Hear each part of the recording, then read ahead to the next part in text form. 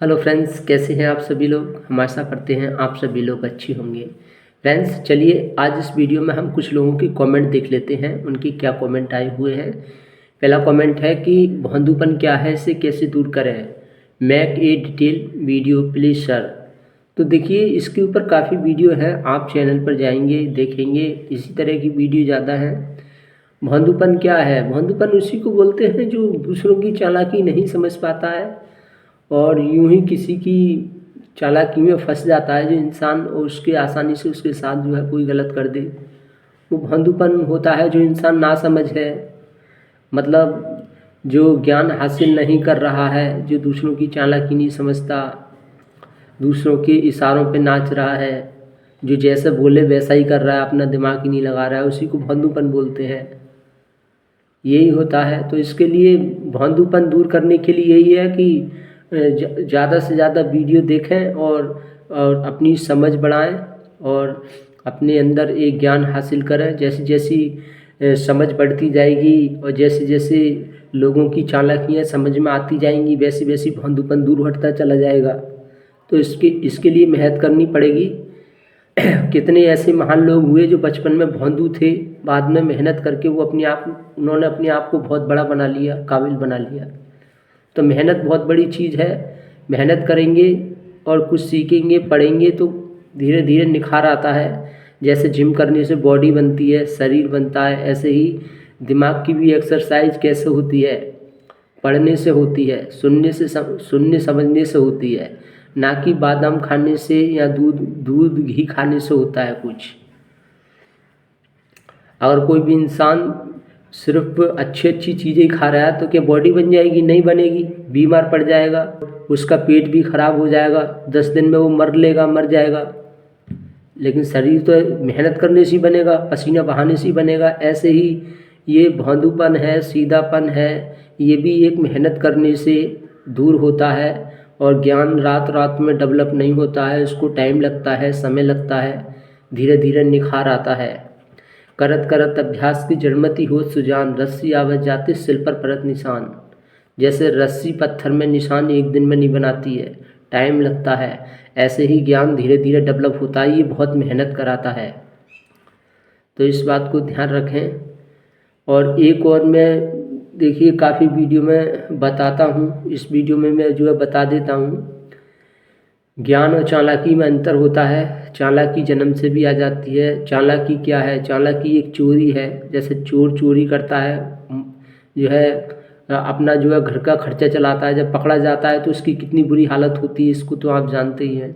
ऐसे ही चालाकी एक चोरी की समान है, बचपन से आ जाती है। और चालाकी जब तक चलती है तब तक चलती है, बाद में ये बहुत बुरा नतीजा दिखाती है। चालाकी से ही इंसान बहुत बुरी परेशानी में फंस जाते हैं, जिससे वो उनकी जेल भी हो जाती है बहुत ज़्यादा। और देखिए, कुछ लोग सोचते हैं कि चालाकी से ही सब कुछ होता है। अगर चालाकी से सब कुछ हो जाता तो जानवर भी बहुत चालाक होते हैं, दुनिया पर राज कर रहे होते, उनका महल होता, घर होता।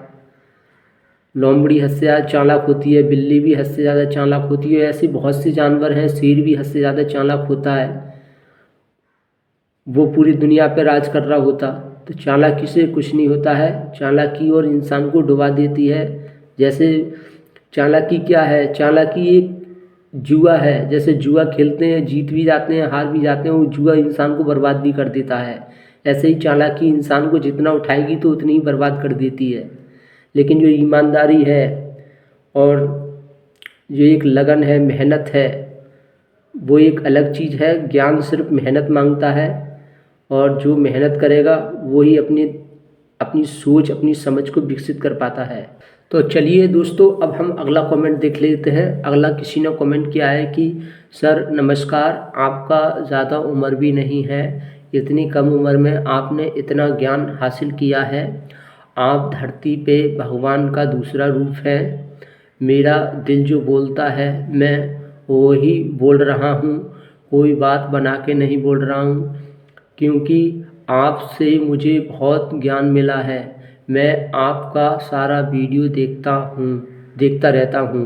आप जिस तरह समझा के बोलते हैं, समझ में आता आता है। सर मैं आपसे एक बात पूछने वाला हूँ, घटिया लोग इतना चालाक होते हैं, चालाकी करते हैं, फिर भी ज़िंदगी में कभी खुश नहीं रहते हैं। मैंने देखा है, इसलिए पूछ रहा हूँ, आखिर में ऐसा होता क्यों है? ज़रा आप बताएं, मुझे जानना है। हमें यकीन है आप विस्तार से समझाएंगे।